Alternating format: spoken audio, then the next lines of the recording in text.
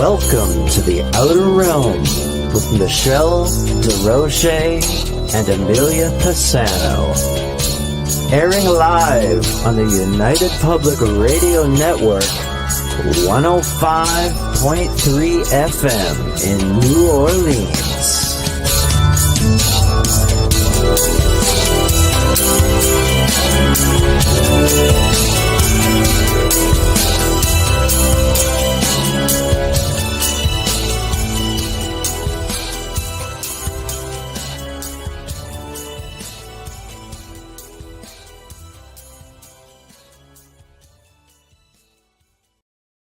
Good evening, everyone. Welcome to the Thursday night segment of The Outer Realm. We are broadcasting live on the United Public Radio Network, UFO Paranormal Radio Network, 105.3 from the Gulf Coast and 107.7 FM from New Orleans.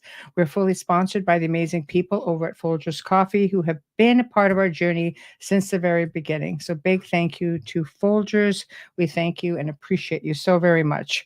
Also, big thank you to Justin Snicker, aka Dr. Snick, the Sonic Surgeon, an award-winning composer of Halloween horror, sci-fi, and dark wave electronic music, who basically can be found on any of your favorite music platforms. Guys, it's early for me today. Anyway, also big thank you to Steve McGinnis, the artist behind all of our banners here at the show. Also specializes in the horror genre and does amazing commission pieces. So check him out on Facebook and Instagram. Tonight we welcome back the return of Aleksander Czeszkiewicz. I really hope I did not butcher that. You can just get on me when I bring you on. Yay. You guys will probably remember him from October the 4th of last year when he was on talking about his book, Deja Vu, Has Everything Already Been? Fabulous archive. It did exceptionally well. I have no doubt that this show is going to be just as good. He's going to be discussing Atlantis and its global connections with various ancient civilizations. And y'all know how I love ancient civilization talk. It's one of my favorite topics. So without further ado, Aleksander, how are you? Hello everyone, and thanks for having me on your show. I'm really fine, and I hope that our today's conversation will be really good and very interesting. I'm really hyped about it. Oh, me too. Especially when you gave me a little bit of insight as to what we were going to talk about. I thought, oh my God, yes, this is going to be completely outstanding. Again, one of my favorite topics. So the last time you were on was October the 4th of last year. The show did phenomenally well. The archives did really well.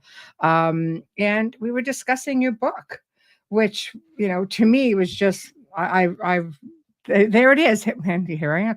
See, I'm glad you're on top of this, Aleksander.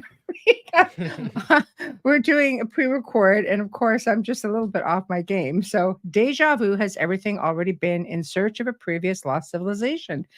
I find, I know I mentioned it the first time, but based on the conversation and based on everything, that I had a gander at, it's phenomenal. Here you are, this young man with this huge, like the content here is just unbelievable. So can you just recap a little bit on the book, what brought you to write it, and so on and so forth, and then we're going to jump right in to the new stuff. Yes, my book is called Deja Vu Has Everything Already Been because, of course, the main topic is the lost civilizations and the hidden lost history of humanity. But why Deja Vu Has Everything Already Been? Because after an analysis of hundreds of ancient texts and all of other pieces of evidence, I found out that there are plenty of similarities between those descriptions of lost civilizations and modern world. There are many parallels between that, so I thought that a title Deja Vu would be nice to, experience a real deja vu, like things that we think are solely limited to the modern world happened already in a very distant prehistory. So it is a deja vu has everything already been because I mentioned that most probably our history is cyclical, and I found plenty of the evidence that there were some periods during our history history that were repeated in the next zodiac cycle. So everything is cyclical, everything is according to a specific clock that is connected to an astronomical phenomenon called the precession of the equinoxes, and all of that knowledge was known by our ancient ancestors.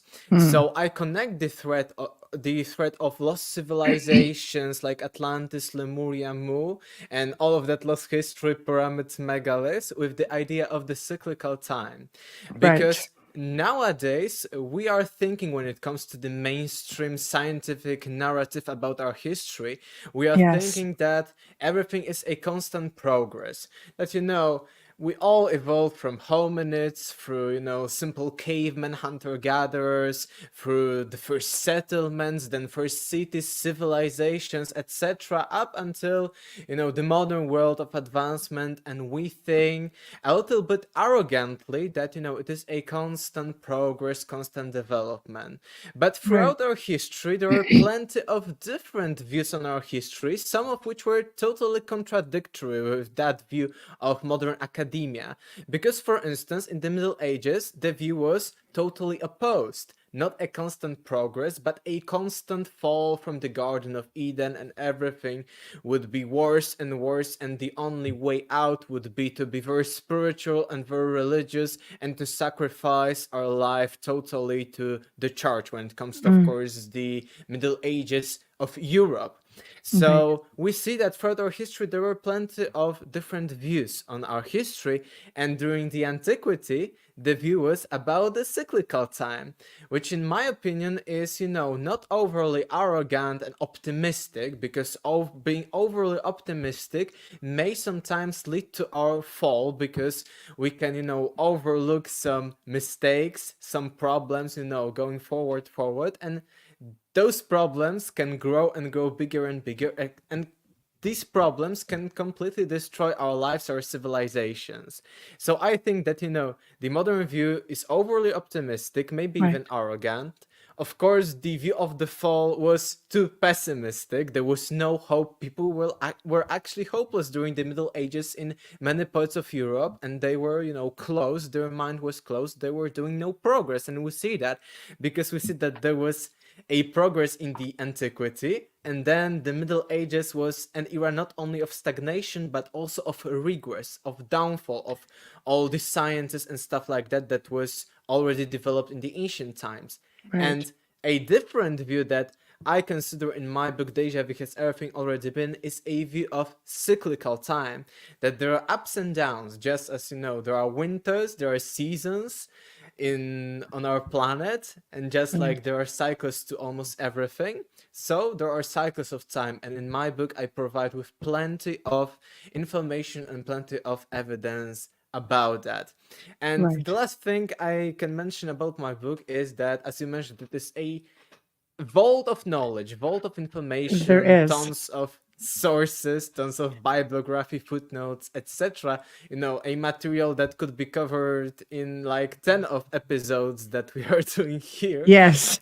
And yes, and I wrote my book just at the age of 17, so that was to me a very, very good achievement. And then I self-translated it into English, but it can be read very smoothly. Not only you, but also many of other like podcasters and also content creators really praise that, it doesn't seem to be that much translated.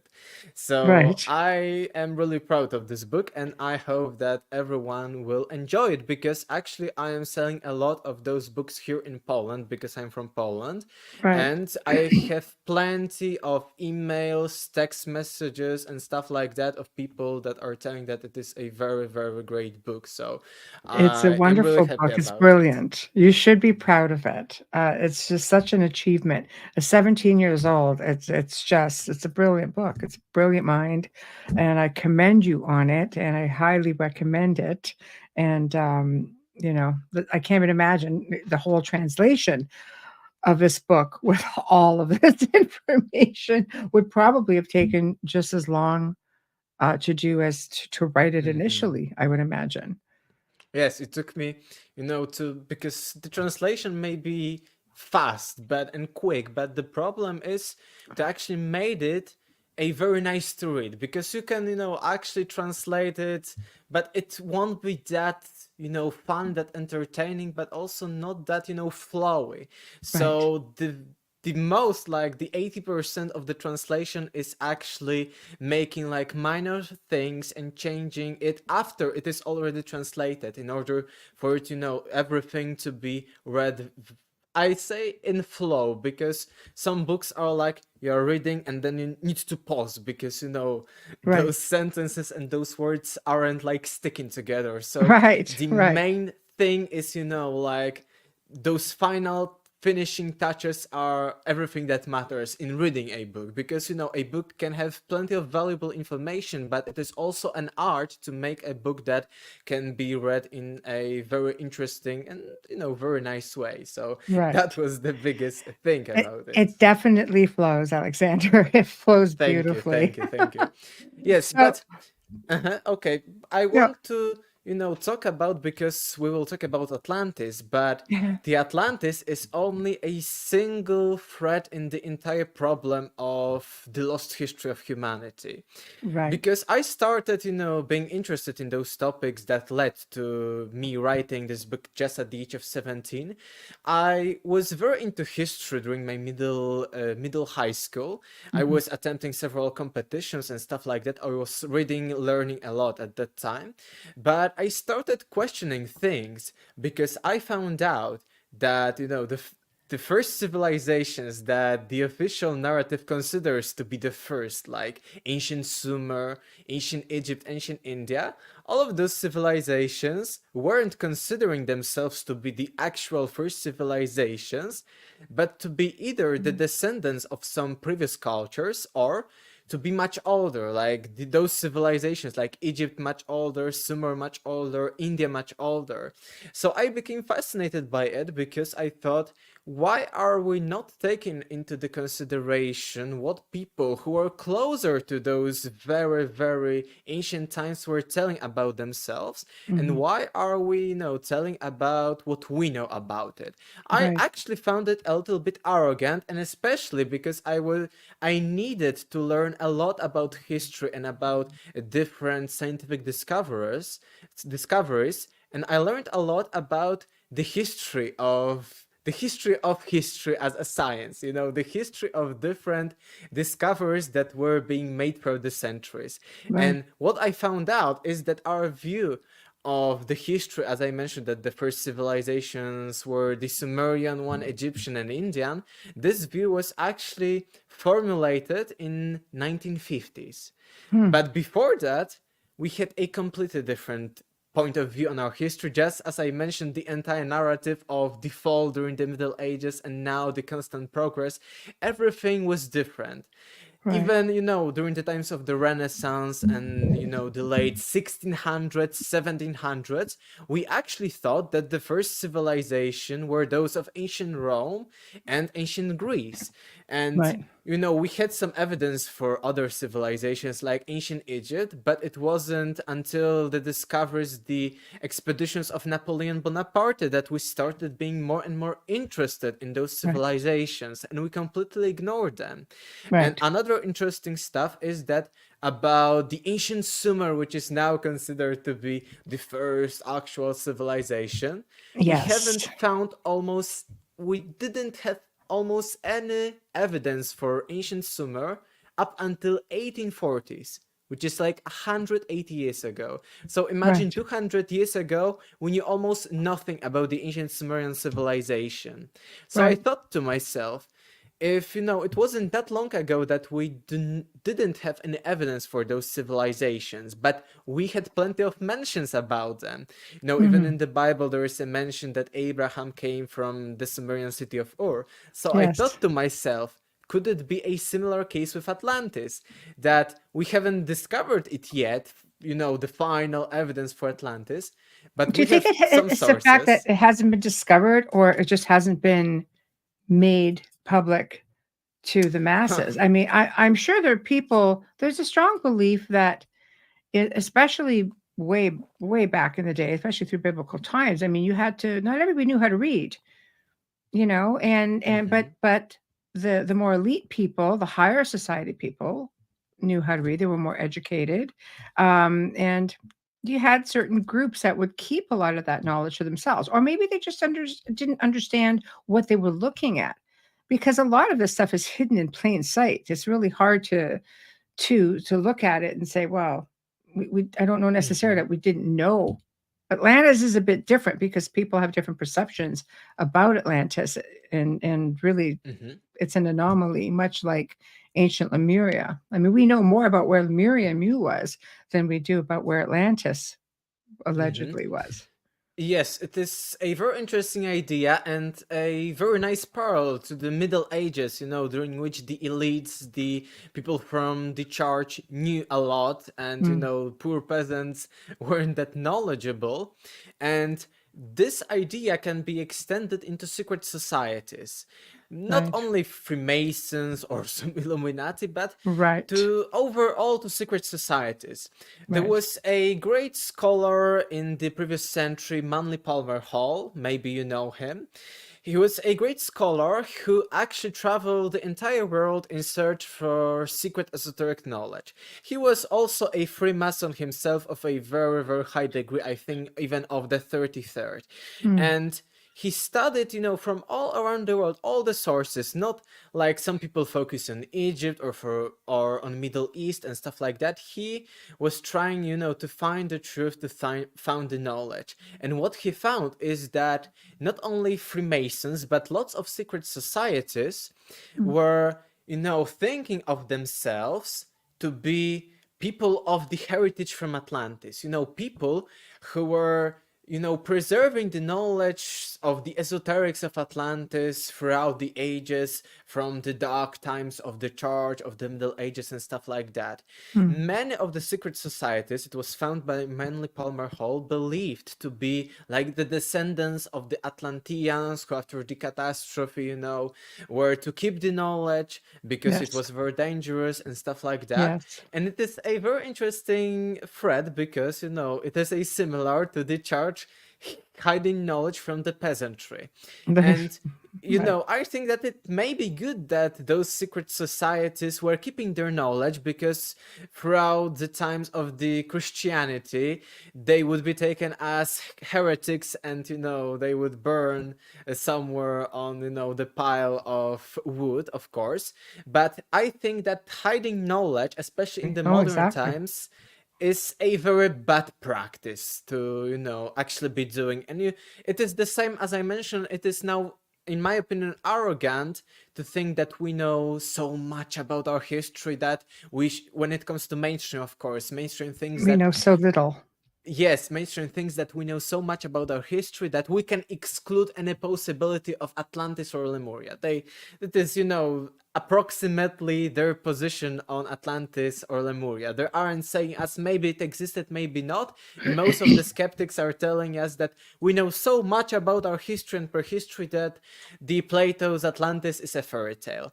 So Mm, I think that this case is arrogant, and also the case of hiding knowledge from the peasantry is arrogant, and it is like an intellectual superiority to others. And I think, okay, throughout the ages, throughout the Inquisition, the times of the Inquisition, it was good to hide, because that knowledge would be either way destroyed and the people would be killed by the Inquisition. But right. nowadays, I think that such practices are very bad. Well, I agree with you, and I think now with technology, and I truly believe things again, just to reiterate, things are hidden in plain sight. We didn't have things like submarines or, remote control units that could go down to, let's say, like Titanic. Nobody ever thought they'd find it, but they had ROVs that could make their way down that far. But the same technology is being used to find ancient civilizations. Of course, you look at Atlantis and they figure, oh no, it's been forever. They thought it was up off the coast of Santorini. I went, I explored. And, you look at the likely site being off the Azores, and they're now researching all of this because they found a pyramid there, roughly 20,000 years old, even older than what Atlantis was said to be. But then now they're starting to look at the fact that Atlantis may have been more of a global phenomenon and not just one small island. How many other ancient civilizations are the same? Because many civilizations seem to crisscross, across the globe at times where we seem to think it's not possible. Hence why you and I are having this incredible conversation. Yes, we've got several of different topics here. We've got, Yeah.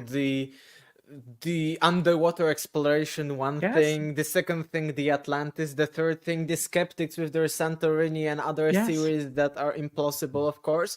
And the other is the connections of global civilizations and their Yes. similarities. But let's start with the Atlantis, and Let's do it. all of those topics would become clear to us after we analyze it. And of Perfect. course, let's start with the mainstream, with Plato's two dialogues, Timaeus and Critias, in which he, of course, describes Atlantis. And Yes. you mentioned the theory of Santorini. There are other also theories like on Malta and other, Yes. islands. The Bimini Wall out in the Atlantic. This is, Yeah. the more, let's say, progressive, but when it comes to Yes. those conservative academic versions are often, solely focus on the Mediterranean Sea and islands from there. But Right. after what Plato is telling us in the dialogue, we will see that it isn't the case, and he was not mentioning the Mediterranean. Because for first, he mentions that the Atlantis existed beyond or in front of the Pillars of Hercules, which is the Gibraltar. And we Yes. have plenty of other, the Strait of Gibraltar, which connects, of course, the Mediterranean, which is the end of the Mediterranean, and which Right. connects the Mediterranean Sea with the Atlantic Ocean. And he mentions that it was either in front or beyond, depending on the translation, of course. So we've got it, and it is a fact that the Pillars of Hercules were the Gibraltar, because we have other sources. Even Herodotus is saying that this area, and we can even if we do not believe him that it was Gibraltar, we can think of how he describes it on the map, and we will see that it is nearby the Atlas Mountains, which again, Atlas Mountains, on the North Africa, and Atlantis, another similarity, but we'll come to those similarities later. But we see that it is Straits of Gibraltar and it is beyond them. Another thing is that Plato calls that Atlantis was on what we call Okeanos, and we know that according to Greeks, they knew how the Mediterranean was, they knew the lands of the Mediterranean very well, and they called the Okeanos what was beyond that, because they, we've got different opinions if they knew other lands, if not, but on most of the map, it is the Mediterranean, according to Greeks, some, Asia Minor and stuff like that, and then Okeanos, according to them, was everything beyond. They believed that, beyond the Mediterranean and all of the lands that are surrounding the Mediterranean Sea, there is an Okeanos, so, like infinite waters, some Right. unknown waters. So Right. Plato mentions Strait of the Gibraltar and this ocean. So why skeptics are even considering some islands on the Mediterranean? It is, I think, really, really stupid, and it is not with accordance to Plato's statements. It is fantasizing, and changing everything. We've got some, as I mentioned, clear points, clear facts that Plato is telling us. We've got the Straits of the Gibraltar, the Pillars of Hercules, got the Okeanos, ocean, so it is beyond the Mediterranean Sea. And another very cool idea is that Plato is telling us that beyond this ocean there is a continent that surrounds everything.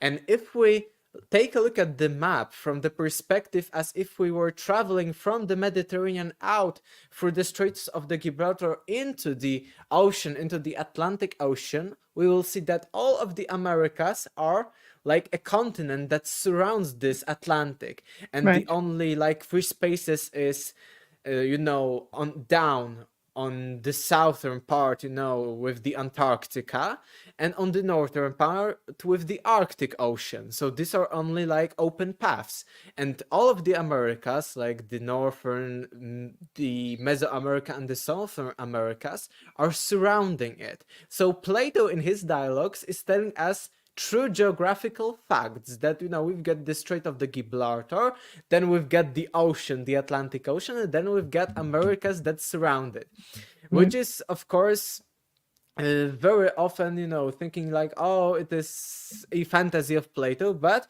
according to me, it is a very, very specific and, very accurate data about geography. So probably Plato knew about the existence of America, which is also a very, like, interesting fact.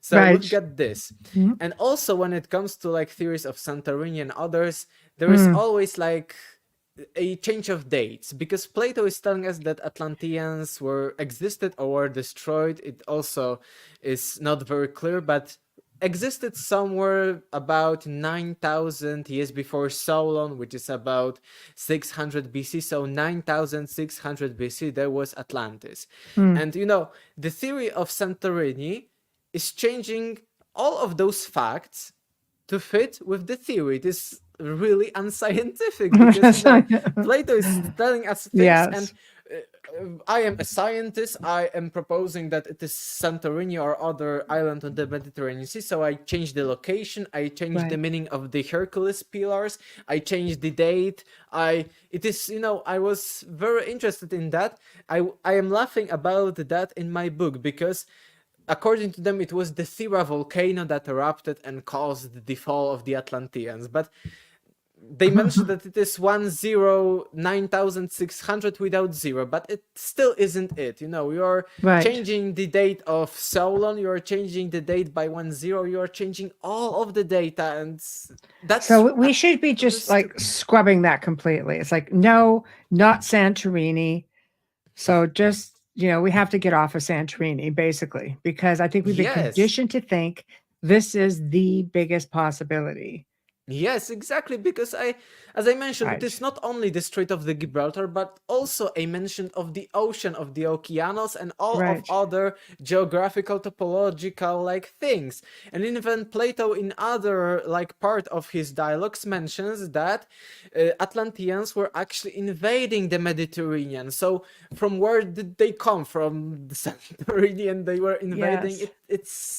It's Well, if you're going to do that, you may as well just go down to, to Africa, because he also mentions the Mauritania in Africa, which brings you down pretty close to the Eye of the Sahara, which it's pretty compelling as well when you start looking at everything, because it's probably been there, 11,000 plus years ago.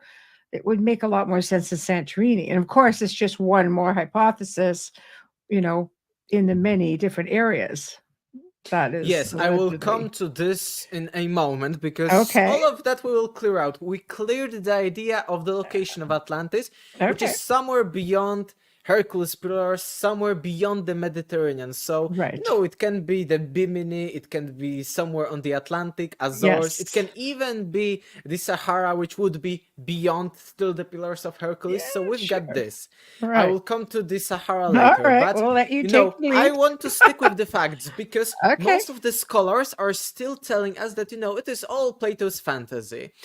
And it is mostly because, there are two dialogues, Timaeus and Critias, and Timaeus actually starts with some cosmological, metaphysical stuff. Actually, Timaeus is very important because it is the first mention that we know of the demiurge, of, this god, which is like semi-god, like a minor god, not the, like, god, the creator of everything, Right. like an entity who created our universe of matter, our, let's say, local universe or even solar system. And there is also a mention of 7, like, archons. They were named later, Yes. but That's 7 back to the rulers. Gnostic text. Yes. Yes, exactly. So actually these dialogues are very, very important because they, shaped the entire thinking up until the Gnostic, up until the Middle Ages. So Right. these are very important. And Yes.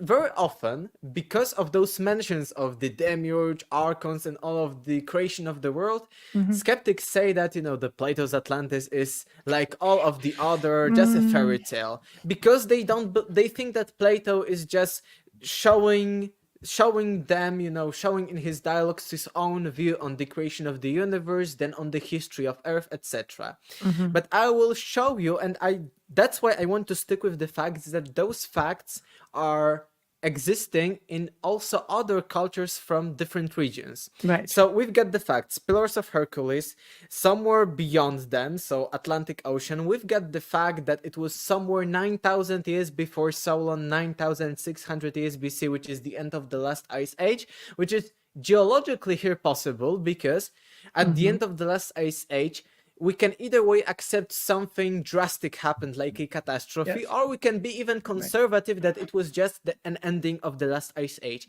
But the ending of the last ice age is a fact, and I think that it is too much of a coincidence that Plato actually is telling us that Atlantis existed and sank during that time, because we know the end of the last ice age. We know from geology, it is a fact that tons of glaciers were melting. Those Correct. glaciers were actually covering almost entire Europe, Right. all of the northern Europe, all those places in which I Yes. live, Poland, would be, under tons of ice. So Yes. these ice sheets were huge, and we know that since the ice age, so before, Plato's Atlantis, up until the ancient times, I think about 120 meters of, sea levels rose, because that water from the meltings of the glaciers, were flowing, and the water level rose about 120 meters, which is so huge, So at that time, tons of lands sank. Geologists are approximating that it sank about 25 million square kilometers, and I think that North America is 21 million square kilometers. So, Right. about 1/4 more than modern North America, all over the world, of course. Right. But an island that Plato describes was of the size of Libya and Asia Minor. It is really Mhm. possible that such an island really sank. Right. So this is another fact. I want to stick with the facts. So these Oh, are the I am with facts. you. I'm just taking the back seat Another here, fact, Alexander. the Right. description of Atlantis, another fact was that it was like some type of hill or a mount on which later the Temple of Poseidon was built, and Right. some concentric rings, in the Atlantis, that was surrounding this mount. Mhm. And as I will tell you in a moment, stories of a similar kind of lost civilization are so common. And also another thing, that Plato's Atlantis is actually the same word in Greek as in English, Atlantis. The Yes. same. It is the same. So it is another Right. very key thing. So these are the facts. We've got the dates, we've got the location, and some basics about how it looked like. That there Right. was a mount and, surrounding like a city, some concentric rings and stuff like that. And that it Mhm. was also an island, which is also very important, that sank somewhere in the very, very deep prehistory. But a similar thing can be found, for instance, in the Aztec mythology. Yes. Actually, Aztecs were telling that, Mhm. peoples of Mesoamerica come from a lost land called the White Land. The White Land, but it was an island called Aztlan Atitlan. So Aztlan, Atitlan, Atlantis. Very similar etymologically and when it comes to languages. But okay, Yes. it is a single thing, so maybe it is a coincidence. But we've got two things. We've got that it was an island that sank, that people came from Atlantis, so like it was a cradle of civilization and of culture. So we've got like three things, and this name. So we've got several different, facts, points of information, data Right. points that are similar. It isn't only the name. Another thing is that Aztlan, Atl in the, I think, Nahuatl language means water. So again, another, let's say, connection to water. Maybe not a fact, but connection to water. And Right. then another thing that it is destroying it all is that the later Aztec metropolis, their capital, called Tenochtitlan, which was, of course, destroyed by the conquistadors. But when the conquistadors arrived to them, to the Aztecs, and they saw that, and from how they, draw how this, city was looking like, it looks very similar to the Atlantis because there was a Templo Mayor, a stepped pyramid, which is a different than the pyramid because it is like a mound and a chapel on the top, like Mayan pyramids that That's are, right. some kind of stairs and then chapel at the middle, at the top of this. That's right. So it is in my opinion, it is a very similar to the idea of a primeval hill of the Atlantis on which a temple of Poseidon was being erected. So it is a similar thing. But also Tenochtitlan was located on the Lake Texcoco in Central America, and it was a set of artificial and natural islands connected by bridges. And it is this major mound, this major temple, like in the case of Atlantis, and then tons of other islands that are surrounding it. Just like Plato is telling us that there were concentric rings, one of water, one of land, etc. Some concentric rings. So here in this case, in Tenochtitlan, we've got, this almost the same scheme, maybe not concentric, but also the main island, some kind of Templo Mayor, the Great Temple, which is similar to that from Atlantis, and plenty of islands. And another key thing is that Aztecs were telling the conquistadors that they were styling their capital on that lost land of Atitlan. So that is a key factor. It is, if the Aztec Aztlan was actually Atlantis, they actually managed to build their capital that was looking like Atlantis, and we know that it looks like Atlantis. So we see here that the Aztec, and we speak here about the Mesoamerica, which is totally isolated from Plato, from the ancient times. Another thing is that it is isolated when it comes to time periods, because we are hearing here about the Aztecs, which were late to the conquistadors, one of the later natives of that region. So it was 1500, 1400s of our current era. So almost 2000 years after Plato, and they are telling a similar story. So, we've got too many connections because, I can be skeptical to an extent, because Atlantis, maybe it is a coincidence, but we have all of those facts that can be pointed in bullet points that are similar and that are key to the story of Atlantis, which are beyond coincidence. And that's why I wanted to tell the facts at the beginning, because we can then compare it to all other cultures with no any imaginary stories.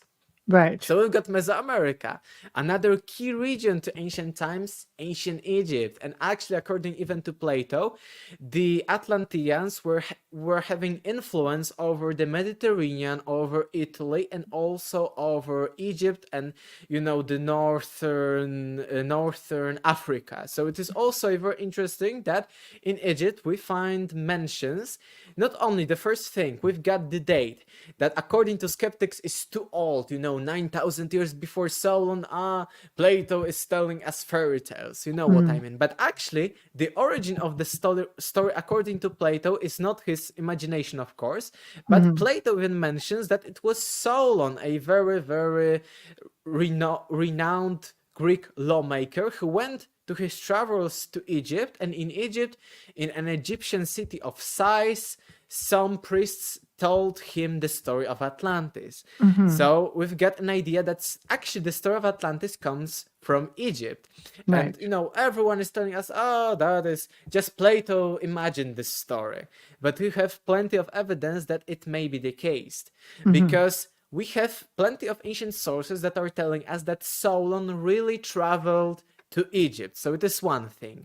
And it's very interesting because he was a very renowned lawmaker in Athens. It is, when you learn even in Poland, in primary school, Solon is mentioned, maybe not, described maybe not described, but there is a mention even in the Polish primary school.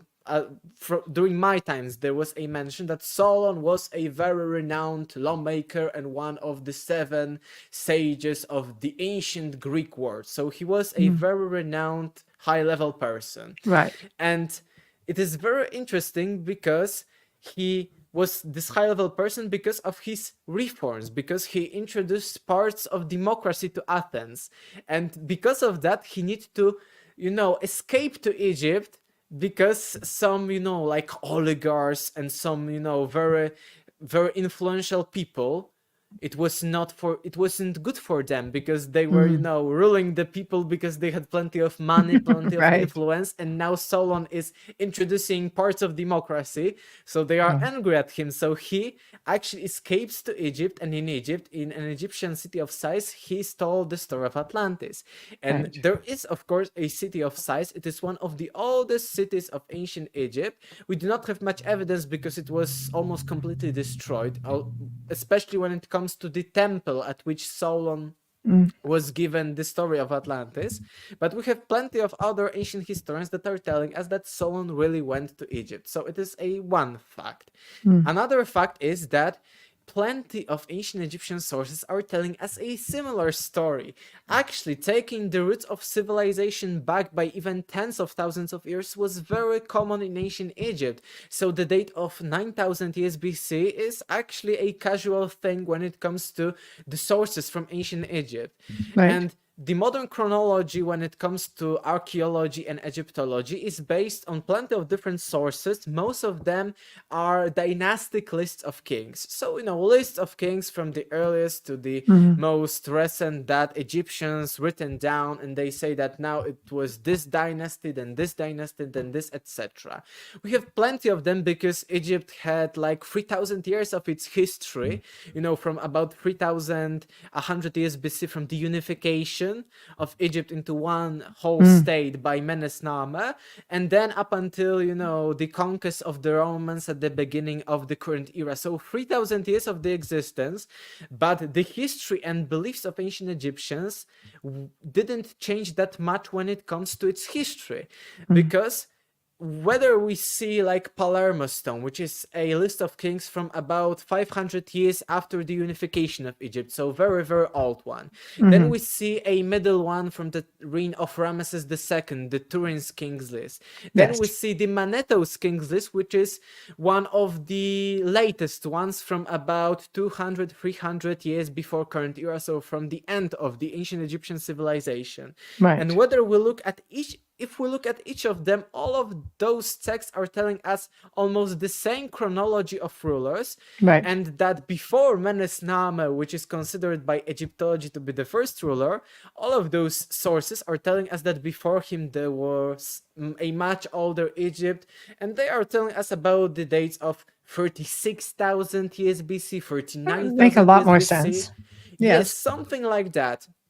And in my book, I am mentioning it because it is very in accordance to the facts from biology, because we know that anatomically modern humans appeared about 200,000 years ago. So, if we nowadays believe that, first settlements were only 10,000 years before current era. But just look at the ancient Sumerians kings list. It goes back like what, 400,000 years ago? About like that. 450? But the Sumerian kings list may be still in accordance with the biological facts, because 200,000 years is a very conservative estimate based on the chromosomes, on the genetics.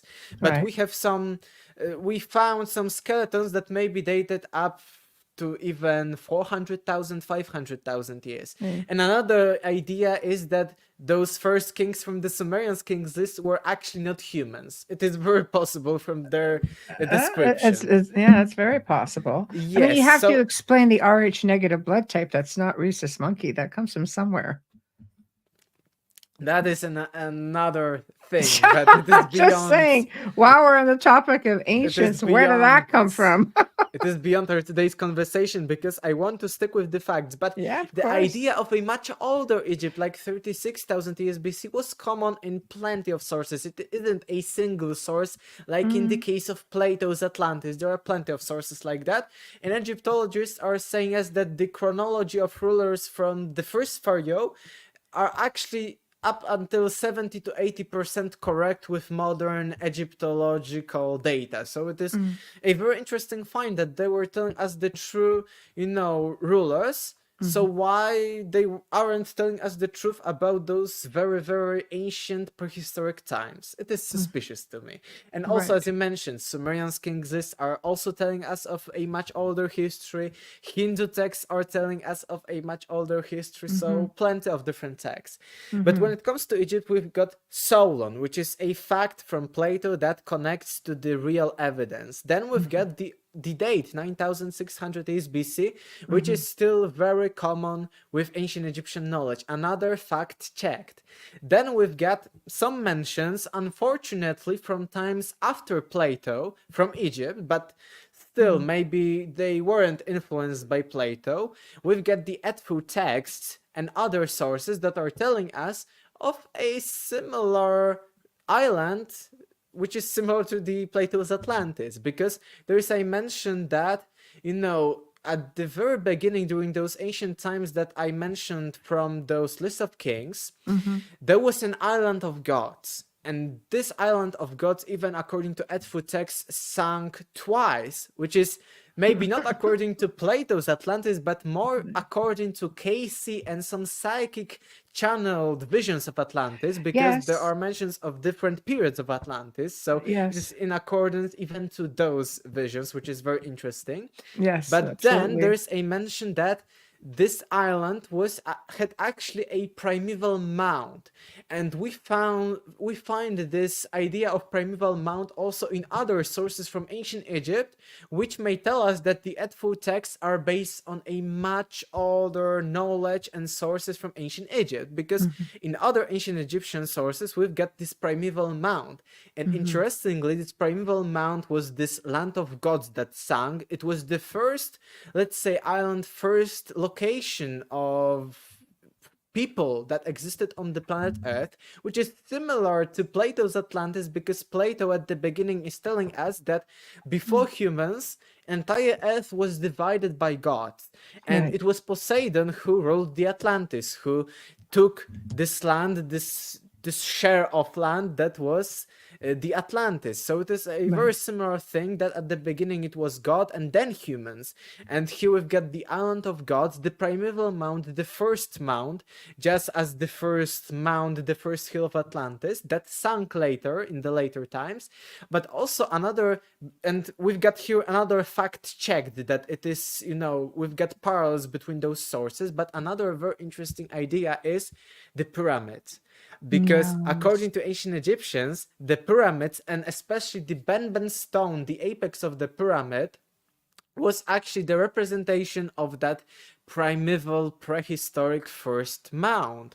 So it is another connection to the pyramids, and a lot of channeled sources connect the pyramids to Atlanteans. So it may Yes. be Yeah. a No, I say loose that. I'd be in connection. agreement with that for sure. There's a So lot of it is. theories with the pyramids. If you Mhm. if you can determine what their use is, what they were really for. Yes, it is a very interesting connection, because we see that those sources from ancient Egypt are not only validating Plato's Atlantis, but also plenty of mentions of psychics and channeled Yes. information that are connected ancient Egypt with Atlantis. So Yes. it is very, very interesting. Well, Edgar Casey was a brilliant man, and he also wrote a book on it. So he must have had enough Mm-hmm. information. And Michael Laflamme, of course, your friend, Mm-hmm. filled us in a Yes. lot on that, and he added a lot of content. So one has to wonder how many other people have done the same thing, because when you're looking, Edgar Casey was revered, and he's proven himself many times. There's a lot of great oracles and seers, as I call them, out there, but a lot of that just gets frowned upon. Academia does not look at anything like that. So you could have all of this fantastic information just laying dormant because it doesn't fit the bill, so to Mm-hmm. speak.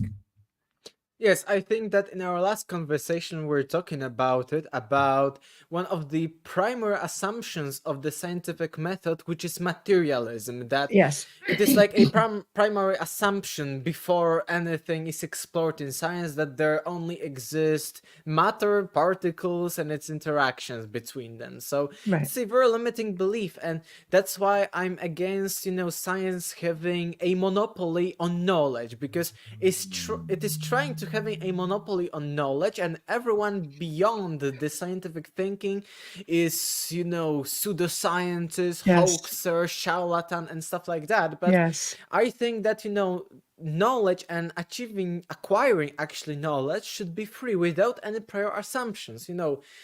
Whatever exists, it exists. It is a fact, Right. and we shouldn't have prior assumptions that only apples exist and oranges do not exist. They're So there. the same with the Yes. matter, and it is like being in a bubble. Because let's say that the holistic view would be that everything just exists. We do not know how infinite everything is. So everything only exists. And Right. it is like having a bubble that is limiting our view to a certain degree, because now we only accept what is material, only matter and its interaction. So we've got all of the possibility, and now we are closed. Then we have Right. another assumption, and we are closing, and we are in a bubble. So it's a Right. very interesting thing. But coming to Atlantis, we see that in Egypt, those mentions, which are from different texts, not only from a single source, are very similar in accordance to Plato's Atlantis, and also with the Aztlan of the Aztecs. But also when it comes to the idea that Plato imagined this story, because this is the main, critic of scientists, especially skeptics, that Plato's Atlantis is just a fairy tale. But it is not. It is, we may be skeptical, but it is a more like retelling of a legend. Like Right. I now can have a legend how Poland appeared, how it was created. Maybe it is a legend.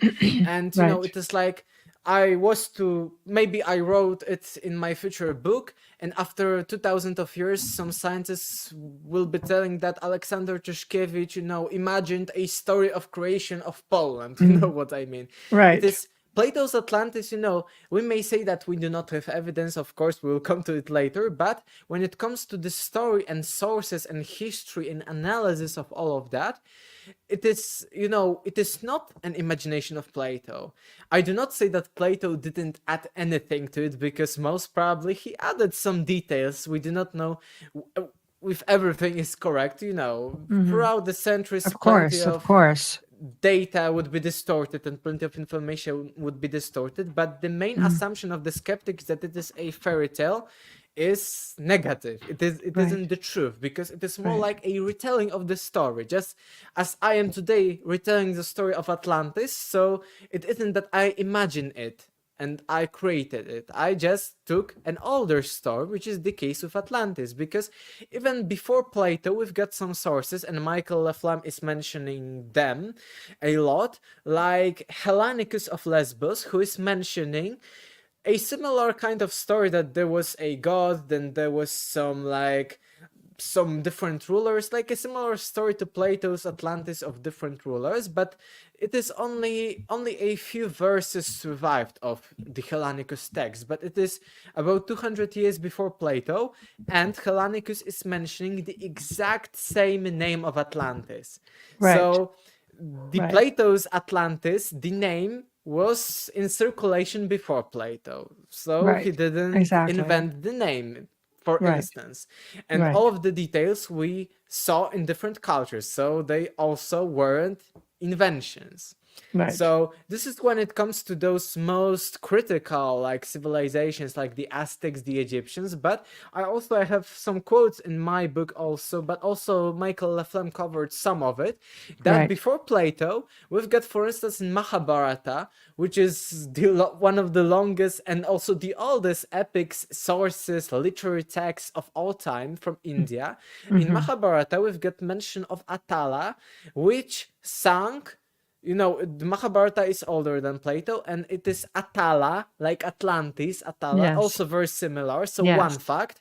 Another fact before Plato, and the third fact is that it existed somewhere in the Western Ocean. So I think that the Hindu knew that, underneath their country, underneath the Indian Peninsula, there is some kind of ocean. But they are mentioning the Western Ocean. Most probably they are not mentioning again the Mediterranean, because it was too small for them. So Right. the Western Ocean, again, Atlantic Ocean, like Plato. So we've got different again, information that is the same with Plato. So again, Mhm. too much for me to be a coincidence. And we've Right. got also different cultures, like from the Pyrenean Mountains, from the Atlas Yes. Mountains, from Sahara, are telling us of similar names to Atlantis. Right. And it shouldn't surprise us, because there would be the first lands like Sahara. You mentioned the Eye of the Sahara, of course, the Sahara, Spain, the Canary Islands. All of those places would be the first. If Atlantis was somewhere on the Atlantic Ocean and it sank, those places would be the first places of the refugees from the Atlantis. And you Mhm. mentioned the Rh negative blood, I think. Mhm. And for instance, anthropologist Robert Sepper found that the Rh negative blood is very ancient. It is connected to the Aryan race from about the end of the last ice age, and it is connected to the regions which would be very similar, like out of Atlantis escape, Like the like the Basque Rh. and Scotland and places like that. Yes, Yes. yes. Yeah. It is like we've got the Atlantic Ocean, and we've got to our left the Aztecs, Mesoamerica, the coast of the both Americas, The and there we Iroquois out found. of North America. Yes, I'm an exactly. RH negative, and I come from the Iroquois as well, along with the Ooh. Norsemen and yeah. Yes. So So exactly, these regions are like out of Atlantis, out of the Atlantic Ocean, out of yes, something that existed on the Atlantic Ocean. On yes, the, as I mentioned, as we look at the map on the left, the Americas, and we've seen the Aztecs, which is a perfect example of the story of Atlantis that yeah. still exists there. And then we've got the right, which is of course the Canary Islands, the Azores, Spain, Portugal, coasts of the Sahara, and even the Atlas Mountains, which are, again, similar Atlas, Atlantis. It is a different god, maybe Atlas than Atlantis, but still a very similar thing. So we see that we have plenty of clues that point to the Atlantis somewhere on the Atlantic Ocean. But when Mhm. it comes to the Eye of the Sahara, because it is Sahara, not the Atlantic Ocean, if the levels of seas and oceans were 120 meters, were 120 meters lower, so maybe, we do not know, because we know from geology that Sahara was during our prehistory a very green and lush place. So maybe at some point in our history, the Eye of the Sahara was connected maybe by some river Mm. actually to the Atlantic Ocean. Another thing is we saw the Tenochtitlan, we saw Aztlan, and we saw that in some sources we've got different periods of Atlantis. And I think, as I mentioned, the global Atlantis, I think that, the Atlanteans weren't only located on their main island, but we know from modern times that architecture is very similar in plenty of different places. The modern style, postmodernist architectural style of all of Yes. those skyscrapers is the same in Tokyo, in China, in Europe, in Americas. So it won't surprise me if the Eye of the Sahara, which is also concentric rings, concentric circles, won't Mm. be maybe not the main island of Atlantis, but maybe some kind of a colony or another city, because Atlantis, according to all those sources, wasn't like a small location and, small civilization. It was bigger. So Exactly. maybe it I wasn't the agree. main one, but, Yeah. it was similar because it was from the same culture. Right. I agree. There's a lot of hypothesis with respect to the fact that it may have been more of a global phenomenon, not so much a just central little island. Plato probably would have seen for his time. He would have seen probably one of these locations, but there's just too much that shows too many similarities at all different parts of the world. I mean, heck, we've lost two continents. Well, we haven't lost them; we know where they are. But who knows what was on those continents as well? You know, Yes. let's face it. So I come to the beginning that You mentioned the underwater exploration. You mentioned Eye of the Yes. Sahara, the Egypt, the global connections. Yes. So now I will go to global connections and then underwater exploration. All And when right. it comes to global connections, we've already seen those, the RH negative. We've seen the Aztecs, Egyptians, Greek, all of those names, Yes. and even Hindu that are beyond any coincidence. And Yes. also another interesting idea, because we mentioned that it was a global civilization to some extent. Maybe it just traveled the entire world. We come back to Plato's with the mention of the ocean I mentioned at the beginning and the surrounding continent. Mhm. If Plato knew about the Atlantis, so why he shouldn't know about the Americas, for instance? So Mhm. it is another key. And another thing that I will research in the future, and I've got some basis to that, is the prehistoric measures of the Earth.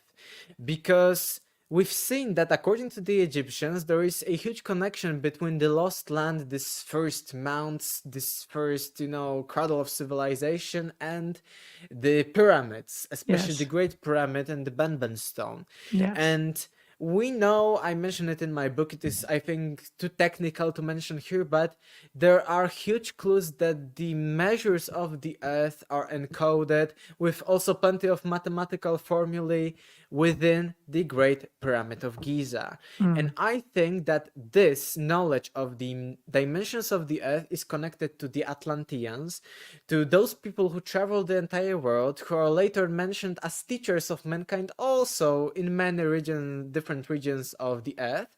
And Mm. also, I think that it is connected, I mentioned the pyramids, also to the anomalous maps that were initially found by Charles Hapgood, then Graham Hancock. Not only the anomalous maps like Pierre and Philip Boache of the of the Antarctic beneath the ice sheets, but also Graham Hancock actually found several dozens of maps that are showing us not only those actual regions, but also plenty of other regions of Earth beyond the end of the last ice age, so beyond the sinking of Atlantis.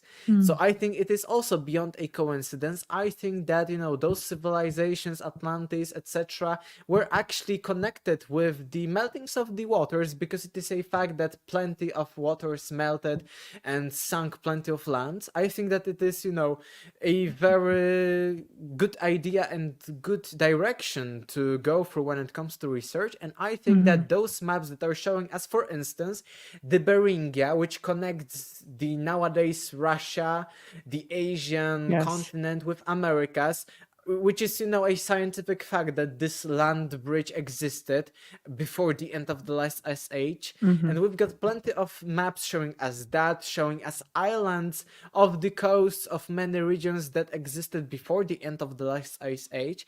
And I think that this connected with the measures and dimensions of the Earth within the Great Pyramid, of course, with the primeval mount, with the Atlantis, and all of those stories. Mhm. So maybe Atlantis wasn't global like modern civilization, that we have Right. civilization on the entire Earth, but Right. at least they visited the entire planet.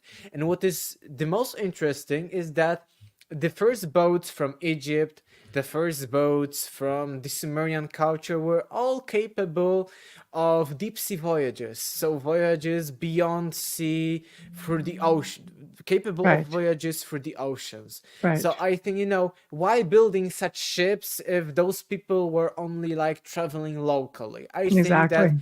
Yes. either this knowledge was from those deep sea voyages, or those deep sea voyages existed even during the ancient times, not only during those prehistoric times. Mhm. I would agree with that. I mean, if you're looking at a civilization that was supposed to be very far advanced on many different levels, so it would make sense that they would have access to the technology to build ships like this, to build structures. Obviously, couldn't keep the island, or they couldn't keep themselves from sinking. But I don't imagine there's a whole lot that would stop an ice age, so to speak. But with that being said, the ice age came in off the northern hemisphere for Mhm. most parts. So they went on, what you're saying, essentially to rebuild. So if they have the technology to travel the world, crossing these vast oceans, did they rebuild? And would they have limited themselves to just one location? We talk Hmm. about Mesoamerica, but there's a lot down there. There was even thoughts of possibly Atlantis, because it was ancient civilization there before ice. Hmm. Yes, maybe this even mention of before ice is connected to what I mentioned at the beginning about the Aztlan Atitlan of the Aztecs, that they called it white land. Yes. Maybe white land is connected to some extent with the ice. Maybe it was during the times that there were plenty of ice sheets on Earth. We do not know, but we have plenty of clues. Another interesting clue is that Plato is telling us that from the island of Atlantis, Atlanteans Mm, were trying to conquer the Mediterranean. So again, mm, Atlanteans, according to Plato, were capable also of those deep sea voyages from the yes. Atlantic to the Mediterranean. So again, those ships are very connected to that mention. So another, piece of the puzzle is connected here. And now, because we talked about this, let's talk about, those beaming rods, etc. But why do we not why cannot we find anything at the bottom of the oceans? And I found it interesting because Mm, it is so hard to map the oceans. I found, like, I watched some like scientific podcasts, like casual science, conventional, not some like woo woo and theories, but according to conventional science it is very hard. And we have like the bigger resolution of about 30 to 60 times when it comes to the face of Mars than when it comes to the face of the oceans, even the face, not mentioning what is beneath, the water layer. So it really amazed me that, if you log onto some Google Earth or some Google Maps, you can search there like Moon and Mars. And scientists are telling us that we have like about 30, 50, 60, something like that, times higher resolution when it comes to those distant planets and mhm. celestial bodies than when it comes to the oceans. So the oceans are even more unexplored than the cosmos nearby us, than the solar system. So there's still a huge potential for the existence of Atlantis, especially that on the Atlantic Ocean there is an Atlantic ridge on on which two different tectonic plates meet. Yes. And Yes.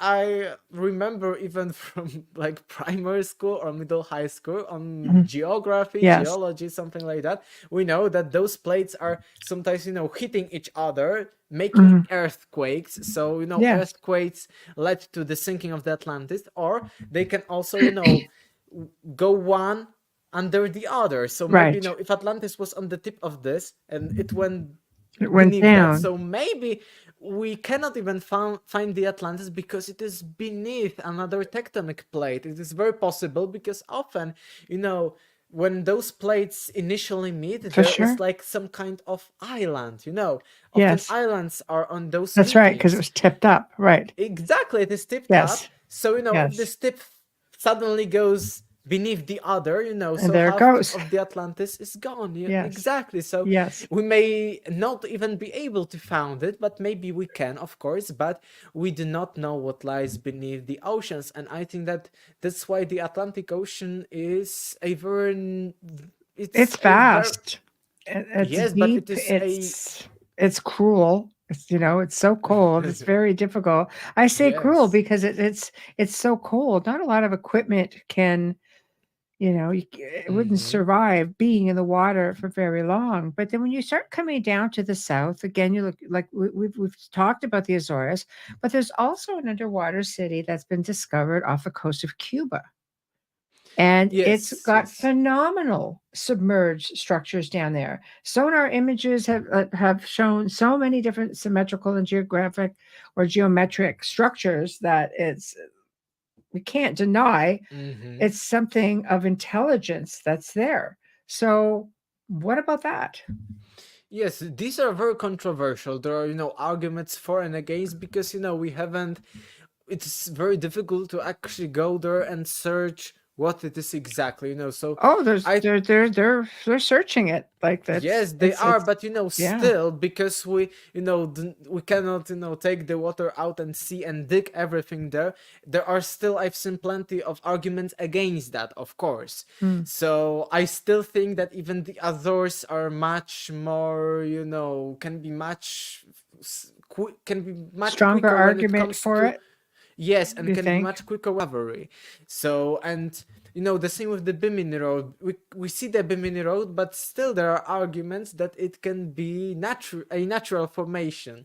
The same with the Yonaguni, but Yonaguni I think is too Hmm. complex to be natural formation. But because we cannot analyze it so specifically because it's underwater, it is very hard to us still at this point in our history. So there are plenty of arguments against them, but Well, still I think there may be plenty of things found of the coast of the Azores, of the coasts of the Canary Islands, and maybe hmm even of the coasts of, as you mentioned, Cuba, Bahamas. There are plenty of things to be found for sure, because there was a change of the sea level about 120 meters. So imagine hmm 120 meters, which is like hmm a small skyscraper, hmm or even a skyscraper of a huge.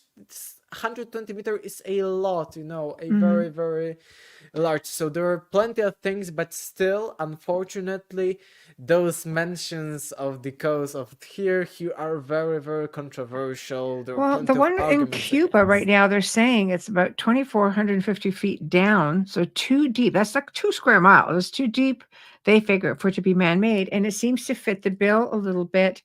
Um, with the Mayan people and Yucatecos people, the story of their ancestors who inhabited this island that vanished beneath the waves. It seems to be very similar to what the Aztecs are saying, and Mm-hmm. this is something that they figure may be a part of that history. Is it Atlantis? Maybe, maybe not, but it's still one of those stories of a culture that they seem to be able to trace, like, that there's something here. Or this could be like, 10,000 or tens of thousands of years old. Mm-hmm. So I don't know. It's tough because you can only hit certain parts of those structures because the rest is just too deep to go down and explore, Yes, that's right? that's the huge problem. And another thing to finish the underwater exploration that I also found from that podcast about, the entire, not our knowledge about the oceans is that Right. on Google Map or Google Earth, we've got those like places where in which the water is deeper. We've Yes. got some black, some different colors that are Yes. showing us the depth. But this depth is actually calculated based on the satellite analysis of Yes. the gravity.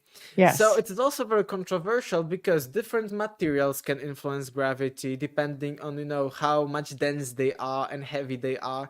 Yes. There may be different caves even beneath the oceans that can change this gravity. So even this knowledge Hmm. is very, very, it's not accurate at all. So Right. we do not know much about the oceans, especially. Right. So I think that's why we are too arrogant to think that, there is no possibility of Atlantis. And was a similar case with Göbekli Tepe. During the 60s, Yes. 70s, there Yes. appeared, it was made public of all of that. Edgar Casey became, more popular, and all of the stuff about the Atlantis, later Robert Bowell, Graham Hancock, all of the Hmm. theories about Of the older course. pyramids. And the biggest argument back then was that we do not have evidence that people during circa 10,000 years BC were capable of building all of the megalithic monuments. But then Hmm. in 1994 we discovered Göbekli Tepe, which is a huge achievement of our prehistoric ancestors, dated Right. to about 12,000 years ago, and we see that people from those times were capable of creating megalithic buildings. So Hmm. why not? Why shouldn't they were able to build the Atlantis also? So Well, now we see the Göbekli Tepe is the best example that now we know that the time Yes. periods of Atlantis are totally possible. It isn't like some imagination and impossible stuff. Well, Göbekli isn't even the oldest one. They just found one Hmm. very close by that's even older. But we all Yes. have, like, how do we differentiate? I'll give you an example. I pulled up a piece of research that I had that I did for another show. How do we differentiate um, cultures, of our time? Like, we're not the first. I always say we're not the first kick the can here on planet Earth. There have been civilizations that have been here long before us, whether they were human or whether they were not human. One example of that is a discovery that was made in 1972. I've written it down here. It was 1.8 billion year old nuclear reactor in Oklo, Africa, Gabon, the Republic down there, and they found that the ore had already been extracted. They found what appeared to be a large scale nuclear reactor from this like 1.8 billion years ago, which was operated for 500,000 years. And Nobel Prize winner Dr. Glenn T. Seaborg, former head of the U.S. Atomic Energy Commission, explained that this cannot be a natural phenomenon and must be man-made nuclear reactor due to the following reasons. For one, uranium to burn very precise conditions are needed, such as the water must be extremely pure, et cetera, et cetera. There was all kinds of stuff that they found Hmm. there. But the point is, this is one of many, I mean, many locations that are starting to surface, definitely not from our time. So how do we know what we're seeing? Is it from our time? Is it from another time? Is it from The same thing is with the Big Bang. We have so little probability of Big yeah, Bang happening that it is, impossible, but we live here. The right. same thing is with the creation of mankind. I mentioned that there was a fusion of chromosomes about 200,000 years ago that created humans, but it was almost as impossible, a little less impossible than the Right. existence of the Big Bang. Right. So the same, thinking is applied when it comes to, you mentioned this nuclear reactor. When you hear the skeptics and listen to them, etc., so they tell you the same. It is a coincidence Of that it course. looks man-made because it was natural, but it was, it had such a low probability. They are always in this probabilistic, thing that Mm. it's just a probability, so it is real, etc. So this is their explanation, of But course. there's out of place artifacts that go back 150,000 years ago. Look, they found that hammer in Texas. It's like Hmm. 150,000 years old. It's just like, you know, Yes, there's we things need we to be. cannot explain it, that it doesn't fit our culture. Yes, there are plenty of out of place artifacts, but we Yes. need to be careful because I would say a large percentage, like 30 or something percentage of many of them were hoaxes, and we have some evidence for some. Hmm. Some, of course, weren't. We cannot, like, can check, and these are not hoaxes. But I think that because of lots of them were hoaxes, because people wanted, out of place artifacts, for money, maybe fame. Because of that, the this forbidden archaeology, as it is often called, and our out of place Well, artifacts are often neglected by scientists because of that.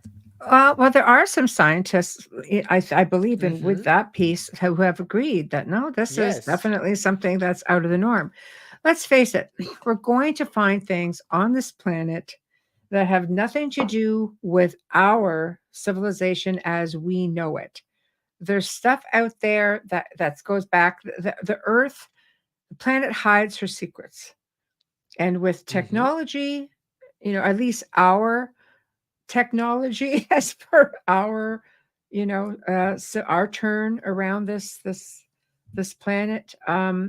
I think we're starting to see a lot of things. We've got equipment now that can see down through the canopies of trees. We've got some that can go down at least what, 2.5 kilometers, 3 kilometers down into the oceans now, or miles. Like, we're getting there, but it's whatever Mm-hmm. runs deeper. There are parts of the ocean, like you say, they're just so dark that the wildlife down there has never seen light.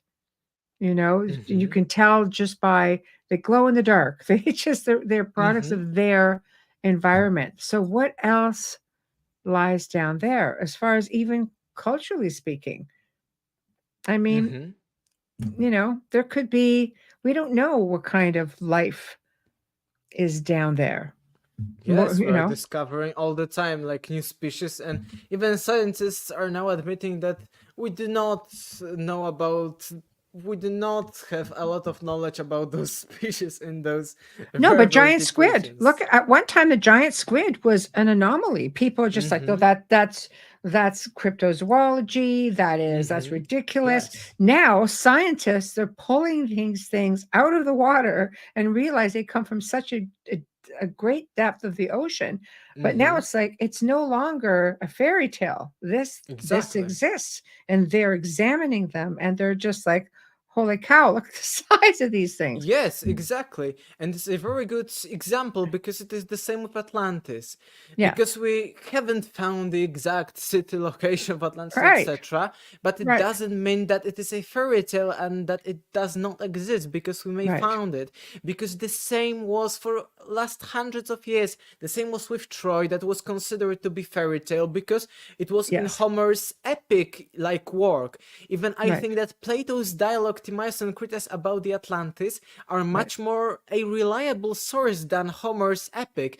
And now we see that Troy was actually real. And the Yes. same I See, there's mentioned another with one. the ancient Yes. Sumer. Nowadays, it is Yes. a common knowledge that the Sumerian civilization was the cradle of civilization, but less than 200 years ago, in 1840s, before that, we didn't have almost anything about it, but we have plenty of different stories that there was Mhm. some civilization, plenty of stories from ancient historians, even from the Bible, but no, this is just a fairy tale, we do not have evidence, etc. And Mhm. that's why I wrote my book. That's why Right. I'm speaking here and on many other podcasts, platforms, etc. Because I think that mainstream history, especially the skeptics, are too arrogant. They are limiting people's potential. Plenty Yes. of young people at their history lessons or geography lessons would like to search for Atlantis, would like to search for all of the unknowns of the deepest parts of the oceans, but Mhm. we are, as young people, we are taught that no, this is Atlantis is just a fairy tale, it is not Right. worth It's even going. conditioning. Yes, exactly. So Yes. that's why I'm here, and that's why I started early, because to some extent an early age, but also not very early, like when I was 14, 15, I Mhm. started seeing through that we as a science, as skeptics, as academia, are very arrogant, that we know so much. Science should be that I know, like Socrates, that I Right. know nothing, and science should be like that, should be about questioning stuff. And nowadays I see physicists, etc., are saying that scientists is all about questioning. So, why are you not questioning the mainstream historical paradigm, and why you are not, taking into consideration Atlantis?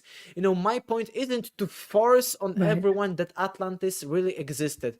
My point is to show that we are too arrogant to think that we should exclude all of those fairy tales and to treat them as fairy tales, because as we mentioned throughout this conversation, we have plenty of different points, different Yes. information, pieces Yes. of knowledge that connect in many places, but also are consistent within those sources from different parts of the globe. So they may lead us in the future to a discovery that can completely shift our current vision of the Mm. history and take again our civilization back.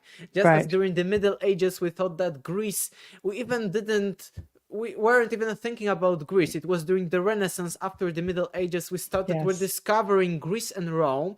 That's why during the Renaissance, plenty of architectural styles Yes. were Yeah. inspired by ancient Greek and Rome. So we rediscovered Greeks and Rome. Then we discovered Egypt with Napoleonic expeditions.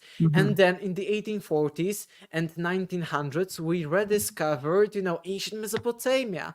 So maybe, Yes. tens or 100 years from now, we will rediscover Atlantis. Who knows? And skeptics are, limiting people, because if people were from a very young age not conditioned to believe that Atlantis is fairy tale, etc., so people will be much more in a way to explore. They will have this part of themselves that would want an adventure, an exploration, and we would have many more researchers who were if we were to have plenty of more researchers, I agree, but I we think would it goes make more against the progress. narrative. I think it Mm-hmm. goes against the narrative. Let's look at giants, for example. You're going to have a whole array of this is what they were, blah blah blah blah blah. But there are ancient people all over the world who talked about a race of Mm-hmm. giants, and right down in Afghanistan, just like probably in the last 5-10 years ago, the soldiers down there claimed that they had seen one. So there's things out there for sure. The Smithsonian had Mm-hmm. their hands on them, dumped them in the ocean. The Native American people themselves spoke about fighting, their ancestors fighting a race of very tall Yes. people. So, you're getting into different areas of the world. They range anywhere from 8 feet tall, which we've seen in our time. We've seen people who are almost 8 feet tall. They're anomalies to us, but they're there. Different parts of the world, out in Italy, they're like 15 feet tall. Okay, we there are bones, there's stuff being found. Mm-hmm. So we're being suppressed because it goes against the narrative. I think a lot of archaeologists they're very careful because I have friends who are archaeologists. I have a good friend in England who's been on the show many times, and how he explained it was, you have to be careful because it's not that many of us don't believe that there's something more, but the academic part of archaeology limits us from Mm-hmm. being able to voice certain things because it goes against the narrative. So is it the Mm-hmm. same thing with these Atlantis and some of these ancient places because we can't put our hands on it? Therefore, it's like Shangri-La. You can't put your hands on it, but there's such a strong belief that it's there. The Mm-hmm. lost city of gold, which they think they may have just found with technology that's gone through the forest canopy. They don't have their hands on it, but they believe that it exists. So is that what we're up against? The real fight is maybe against, the Mm-hmm. narrative? Yes, because as I mentioned at the beginning, the historical narrative that nowadays Yes. we are Yes. in media like being propelled to this constant progress, consumerism, more and Yes. more, Of course. technology. And during the Middle Ages, there was a narrative of the fall, and people were like, it was a narrative that was forced upon people. And Mhm. nowadays, maybe it is a little bit harder. So I think that this idea is forced of a constant progress because it is still not in harmony with nature, which is cyclical. Mm. Also, it is not in harmony with truth, with the Atlantis and the lost civilizations and stuff like that, because we were primitive in the past. So it is very beneficial to the elites, let's say. And also, it is very, like, optimistic. So people, you do not need to force people to believe in that. Right. Everyone wants to believe in a better future. There are some, of Sure. course, catastrophists Oh, and sure. Armageddon That at all happens the every time. 12,000 years. Yes, yes. It's change. Planet changes, Yes, floods, so you have those people, but Right. it is a very easy way to get people. So it is, I think that it is a very smart move to go into a constant progress that can lead to plenty of different problems in the society. Because I mentioned on another podcast that our society is getting faster, faster. We are forced to be faster at everything, and we neglect basic stuff. We neglect our health, to eat quickly and to do that and eat fast food and stuff like that. We Mm. are to move forward, and we are, not managing the basic stuff. We are not healing the previous wounds on even the collective level. Mhm. We are Mhm. not healing from our past. We are not learning Right. from our past because we do not have time to reflect, because faster, faster, faster. Right. And on one of my last podcasts, I mentioned that it is inharmonious. And we often mention those elites, etc., satanists, etc., but they Right. want the chaos because they have everything. And in chaos, the more the chaos, the more people maybe may die, in some like kind of Oh, just an accident, any I kind of agree. accidents, I agree. car accidents, eating accidents, war Mhm. on an accident, you know what I mean. Of So course, of course. chaos Yeah. is very good for them, to reduce the number of peasants It they it have. is. It So is. that's why, and And it it's is. a repeated cycle, like Hmm. Yes, throughout. but they do not want us to know about the cycles. And Of course it might not. be also on a deeper spiritual level because, from like the Hindu thought, you actually escape the matrix and become enlightenment Yeah. after ending the cycle. If you end all the karmic cycles, so then Hmm. you are free. The same Sure. is similar with Plato's Demiurge and Seven Archons, that there is this idea of Ouroboros, that everything, it is a snake that eats his own Yes, tail, so it is that's right. like a never ending going. That's right. That's So right. this is the cycle, and if we knew, just like our ancient ancestors, about the cycles, we knew that this is the right time to do that, this is the right time, to get the reward, and this is the right time to just plant the seeds and not get the reward. And Mhm. nowadays we're in chaos, we do not know, we are lost. Actually, plenty of young people are lost, even not plenty of our people from our population are lost because they do not understand what is going on. And with all the media, with all the narrative, they are saying us, ignore all of that, let's go, progress, etc. Right. But do you discount all of the oral history? Because I'll use another crazy example. I mean, we talked about giants. There was oral. This is oral history of not just the or native indigenous people of North America or South America. It's just all over the world. So let's go with the one that's more common, Bigfoot. Okay. So there's a lot of primatologists that go, no, this is what Bigfoot is. But nobody, it's so seldom that people actually get sightings. But now, again, with technology, everybody's got one of these, so you're out and about and you're able to film, you're able to capture photographs. So now this being is within reach because we're able to at least capture it or capture an image of it. So you see, now it's something that was completely elusive is becoming more of a reality. So, is it the same thing? Should we be listening? Because the Native American people and other cultures around the world, and even in Tibet, ancient cultures have spoken about these beings. And still, academic people have said, nope, it's not a thing. Well, looking Hmm. like it might be. So, is it just Yes. another one of those things?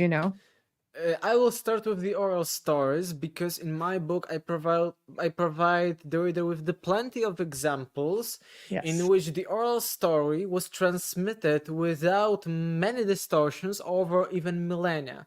We've got Yes. plenty of those stories, and we see them, for instance, from geology.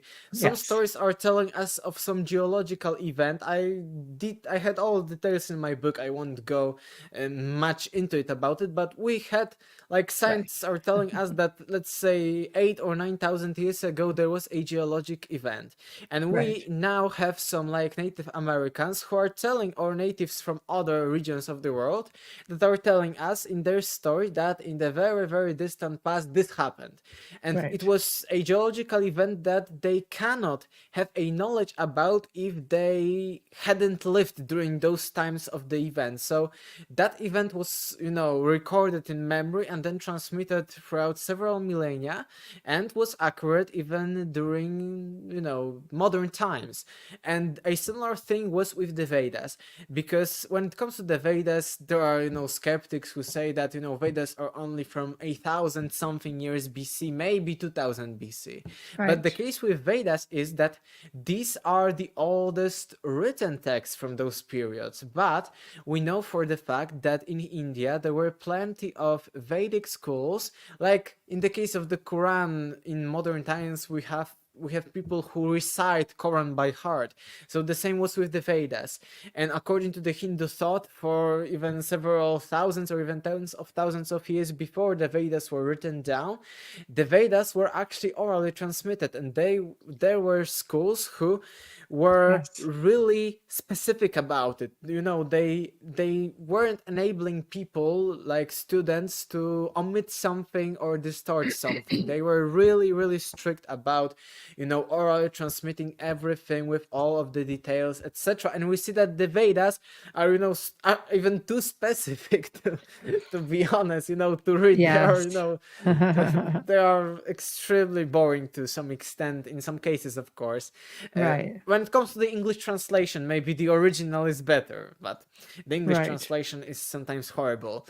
But, we know that this oral transmission was very common, and even in the Hindu thought there is a mention, and the same is in the Egypt, that when people started writing down the information, they started losing memory.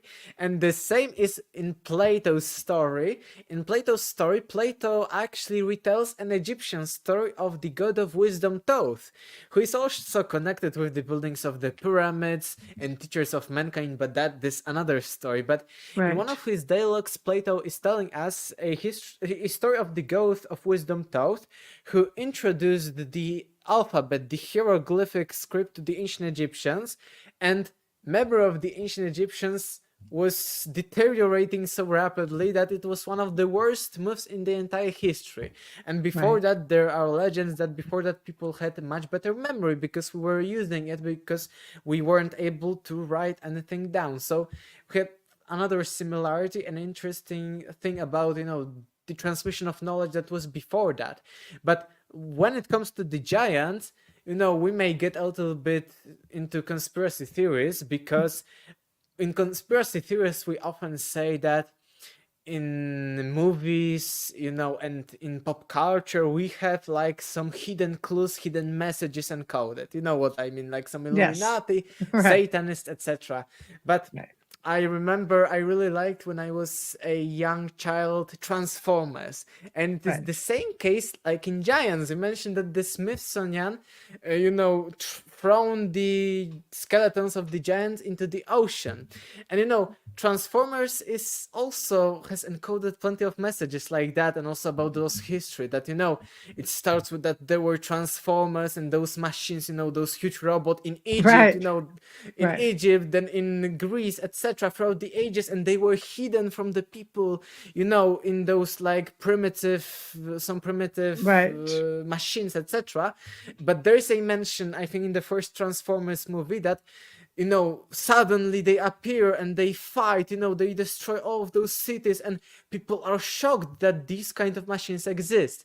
But Right. after that final battle in the first movie, all of the Transformers that survived are told to hide away and don't, Right. appear again. Right. And those bodies that were destroyed, that were killed, those Transformers are again thrown into the ocean, like you mentioned the case of the Smithsonian Museum. So Right. it is the same idea, maybe encoded, of that story of the giants, because the That giants happens that all were, the time in movies. yes, because those giants throughout the ages, from ancient times, medieval times, Renaissance times, even modern times, those giants. And now Mm. we've got Transformers also from the ancient times that were hiding, that were hidden from the people. You know These what are I mean? Yeah, but these are stories that all ancient cultures have I mean, some have all over the world. They have their stories that were called little people, like really little Hmm. people. And people seem to be, no, this is true. And scientists have said, oh yeah, there's a group of people out there that they're like the hobbits, because they're about the size of a hobbit and they Hmm. exist and they like to be left alone. And we're just like, oh, but yeah, we're okay with some things, but other things we're just not okay with. So I guess my question to you, for your opinion, is if they just put it out there, giants, who cares? We know they were out there. The evidence is there. They're pulling bones out. It's like saying the woolly mammoth never existed. It's just like they're finding things. And Atlantis or other ancient cultures, go back to Tepe. Yep, it existed. Here it is. It's got this huge labyrinth underneath. And yes, we know, the ancient Library of Alexandria was there because it existed. Look, we found the building blocks of it right here. We're all okay with whatever comes forward. Would we not be okay, if they just said, yes, Bigfoot exists. Yes, Atlantis exists. We're looking for it. We think we have bits and pieces of it. I think we would all take a step back and say, who cares? Really? It's just another incredible part of the history of this civilization, this planet. This many came before us, many will come after us. Hmm. Yes, but I think it is the same case as with the dominance of the Catholic Church during the Middle Ages. It's a whole thing. They have all the answers. I'm Exactly, sure they of had it. all the answers, and they wanted the Yes. peasants to be, poor in knowledge and to be Right. easily controlled. Then all of the scientific, discoveries came, and nowadays there are of course also many fundamentalists when it comes to the Bible, etc. But Right. the Catholic Church does not have so much influence as it had in the Middle Ages. This is The true. same now, if we proved something that is wrong with the science, like the Atlantis, etc., we wouldn't not only trust those people who are previously manipulating us, Right. but also they won't have a control anymore. They would need another kind of narrative to control us. Because, for instance, if we knew that, lots of things are cyclical and Right. that we are not the most advanced, maybe Right. we would start searching, instead of. Because nowadays, I think we are too much focused on the future. We are not living right now. We are in the, constant pressure, faster, faster, and we are mostly, when it comes to, the development of humanity, we are constantly thinking about the future, like ecological disaster, political disaster, overpopulation, etc., instead of living now and, solving the problems which are right now and not those which are probabilistic in the future. Right. The same in the, I think, 50s or 70s, there Right. was a mention by scientists, of course, casual, normal scientists, that by the 2000s, all of the glaciers will melt and everything will be sunk just like an Atlantis. So we are over-focused on hypothetical, futuristic problems and not solving the current problems. And Right. if we happen to discover that everything is cyclical, that it isn't only about going forward because some things were before us, it would shift plenty of people's minds. Maybe we should also focus about our past, etc. And also, if we not focus and we not care about our past, we can easily manipulate the future and the past.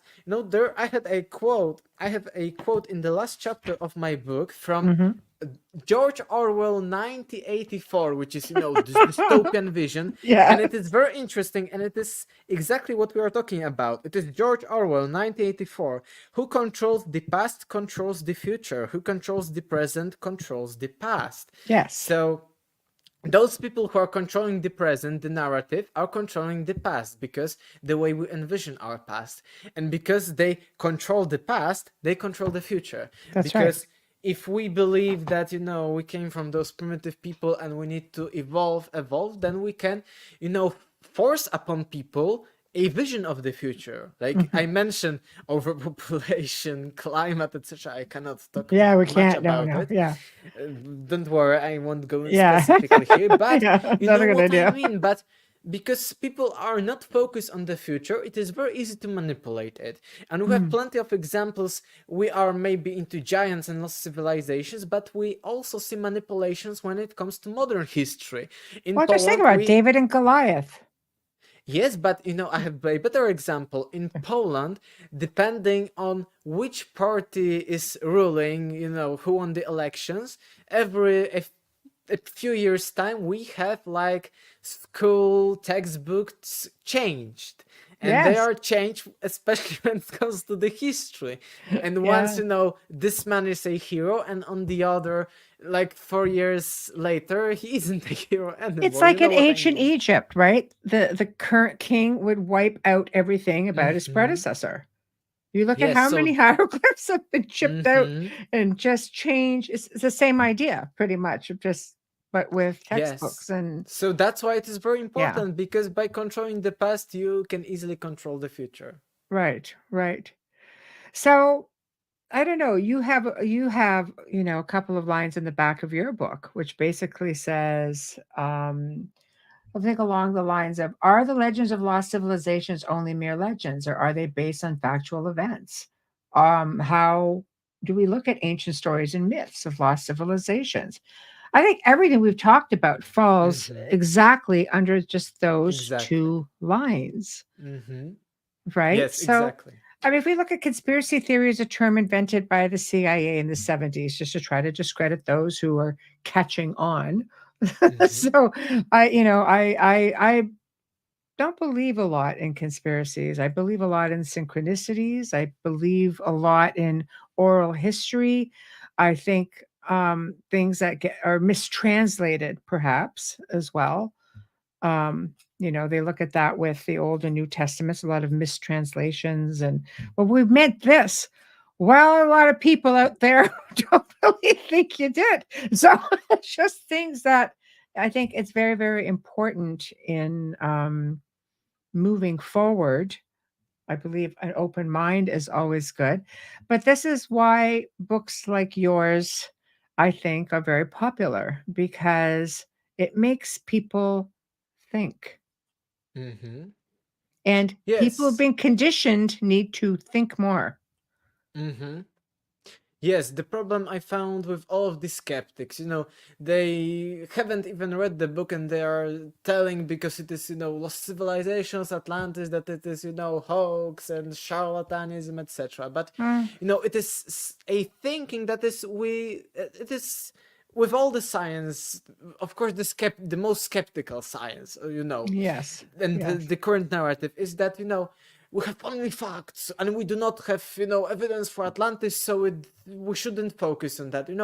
It is like being only in the known zone. We have facts and we have all of the information, we do not need more. And Right. it is like a mind and everything without an exploration, without an adventure of searching. And because of that, we are not making, I think, such progress.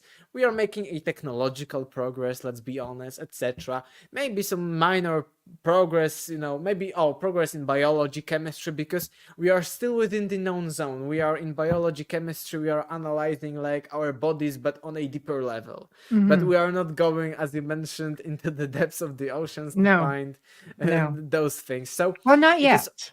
Not yet. not yet, but the skeptical science, and that's why I do not worry anymore about all of the skeptics in the comments, etc., because they are like automatic Conditioning. It response. is. Yeah, Exactly, it is. exactly. It's It is being only in the known zone, not going into the unknown.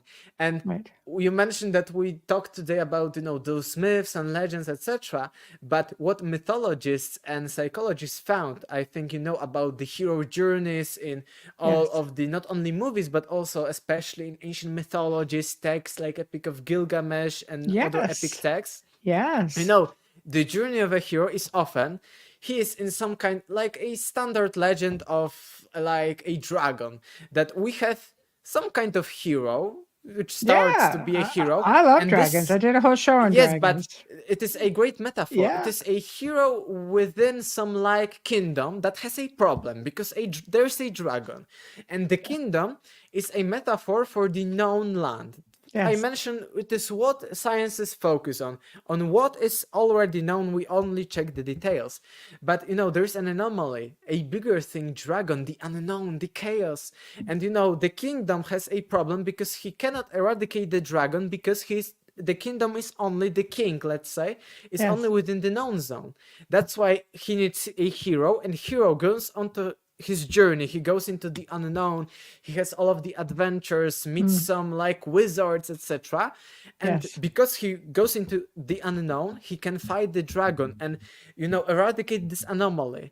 And it is the same with all of the message about the masculine, the feminine, all of the ancient knowledge. I recently spoke more about it. It is the same thing with science. Science is only within the known zone, within the masculine, Right. and it it won't go, and it doesn't want to go into the unknown, into the chaos, and Right. it is against going into the unknown, because what I am doing, I am just going onto the adventure. Let's check how our history really happened. Let's check if the Atlantis existed, etc.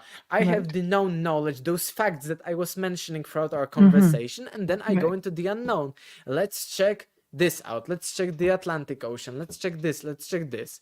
And Right. the science is saying to me in the comments, etc., no, you shouldn't do that. It is pseudoscience, etc. So it is like going, Pseudoscience. Yes, being, that's another yes, big word. it Yes. is being still within the known zone. But I think Right. that being within the known zone, we can't make the progress. And another big problem is, and it's also a great thing that is mentioned in the ancient texts, that if you are too much in the known zone and you are not going into the unknown is getting bigger, bigger, the anomaly is getting bigger, and then the dragon eats you.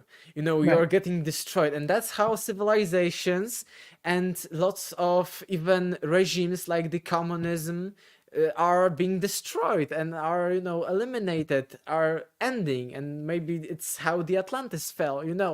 The unknown, the anomaly is starting to grow, like in science. The anomaly of Atlantis and of lost civilization is growing, Right. growing, and it is too big, and the scientific paradigm is being shattered, maybe in the future. Right.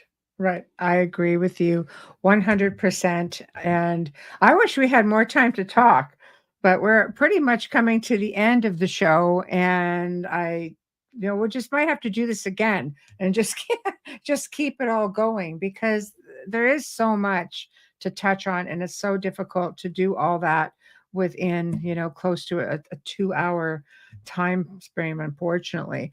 But please tell us again the name of the book, where to get it, and the website. And just know that all of these links, everything will be in the show description, and people will be able to go right on in and find it and just click on it. But for our audio listeners, I leave this to you. Yes, that's why I mentioned that my book is like 10 or even 20 conversations of this Yes, it kind, because is. it's a ton of information, really. The best Yes. way to find me is to check the links, because Aleksander Czeszkiewicz to English speaker is really hard, but whenever you can copy and paste my name and surname, I am on Instagram, Facebook, YouTube, and my webpage is czeszkiewiczglobal.com, and my book is Deja Vu Has Everything Already Been. My name is again Aleksander Czeszkiewicz, and you can find my book on Amazon and me wherever on the internet. Yeah, I love it. And again, we're at the end of the segment, everybody, and I want to thank you all right now for tuning in. I want to thank Folgers Coffee for sponsoring not just tonight's show, but every night's show. Big thank you to Justin Snicker, aka Dr. Sick, the Sonic Surgeon, for our intro. Big thank you to Steve McGinnis for all of our artwork. We appreciate you all so very much. Next week, we bring back John Polk, who's going to be talking about vortexes and such in Sedona. And we bring back Constance Victoria Briggs, who's going to be coming on Thursday night, and she's going to be talking about her new book, Earth's Galactic History. So, good lineup, good times. Have a great weekend, and thank you all again for tuning in. Good night.